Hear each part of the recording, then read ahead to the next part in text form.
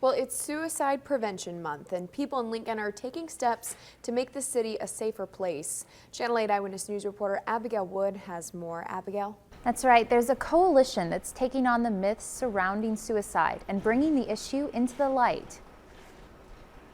In Nebraska, suicide is the leading cause of death in young people between the ages of 10 and 14, and between the ages of 15 and 34, the second leading cause.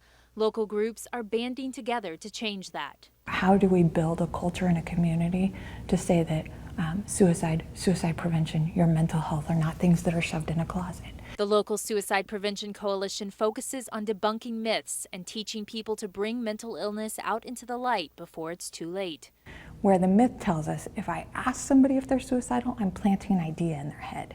And there's no idea that's been planted, but it's a relief.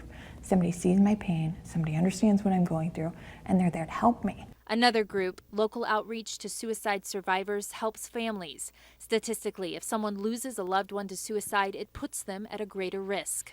Grief happens, and then when you put the trauma on top of that grief, sometimes you get stuck and you can't move forward.